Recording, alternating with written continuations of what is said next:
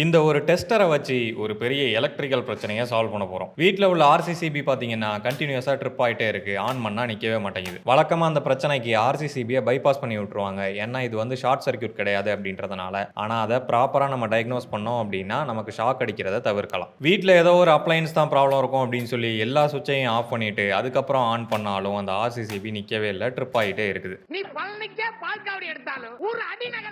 சரி, அப்போ ஒருவேளை ஆர்சிசிபி தான் பிரச்சனை இருக்கும் அப்படின்னு சொல்லி அதோட அவுட்புட் ஒயர் ரெண்டத்தையும் ரிமூவ் பண்ணிட்டு அதுக்கப்புறமா ஆன் பண்ணோம் அப்படின்னா அந்த ஆர்சிசிபி ட்ரிப் ஆகல. ஸோ அதனால டிபி பாக்ஸில் உள்ள எல்லா பிரேக்கரையும் வந்து ஆஃப் பண்ணேன். இந்த பிரேக்கர்ஸ் தான் வீட்டில் உள்ள எல்லா லோடுக்கும் வந்து செப்பரேட்டாக போய் கனெக்ட் ஆகும். ஸோ அதனால இதை ஆஃப் பண்ணாலே லோடு வந்து டிஸ்கனெக்ட் ஆயிரும். ஆனால் அதுக்கப்புறமும் ஆர்சிசிபி வந்து ட்ரிப் ஆகிட்டு இருக்கு. சரி, ஒயரிங்கில் பிரச்சனை இருக்கும் அப்படின்னு சொல்லி மெயின் பிரேக்கரை ஆஃப் பண்ணிட்டேன். அதுக்கப்புறமா ஆர்சிசிபி ஆன் பண்ணோம் அப்படின்னா இப்போ நிற்கிது.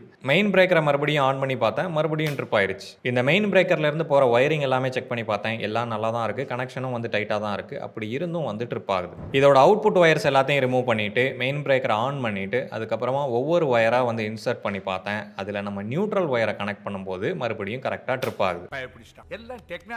வழக்கமாக கண்ட்ரோல் எல்லாமே வந்து லைன் ஒயரில் தான் இருக்கும். இந்த பிரேக்கரும் சரி இல்லை நம்ம சுவிட்சும் சரி லைன் ஒயருக்கு மட்டும்தான் வரும். இந்த நியூட்ரல் ஒயர் டைரெக்டாக லோடில் போய் கனெக்ட் ஆகும். அப்படின்றதுனால இந்த நியூட்ரல் எல்லா இடங்களுக்கும் போகும். அதனால் ஏதோ ஒரு லோடு தான் வந்து பிரச்சனையாக இருக்குது. அதனால தான் நமக்கு இது ட்ரிப் ஆகுது. எதுக்கும் வீட்டில் கனெக்ட் ஆகிருக்கிற பிளக் எல்லாத்தையும் ரிமூவ் பண்ணி பார்க்கலாம் அப்படின்னு சொல்லி சார்ஜரு, ஏசி பிளக் இந்த மாதிரி எல்லாத்தையுமே ரிமூவ் பண்ணி விட்டேன். அதுக்கப்புறமா நியூட்ரலை டச் பண்ணும்போது ட்ரிப் ஆகலை. அப்போ ஏதோ ஒரு பிளக்கில் தான் பிரச்சனை இருந்துச்சு அப்படின்னு சொல்லி ஒவ்வொரு பிளக்காக வந்து கனெக்ட் பண்ணோம். அதில் கரெக்டாக ஒரு மிக்சியோட பிளக்கை மாட்டும் போது மட்டும் கரெக்டாக ட்ரிப் ஆச்சு. இந்த மிக்சியில் என்ன பிரச்சனை இருந்ததுன்னு சொல்லி அடுத்த வீடியோவில் சொல்கிறேன். பட் இந்த மாதிரி யாரும் வீட்டில் ட்ரை பண்ணி பார்க்காதீங்க.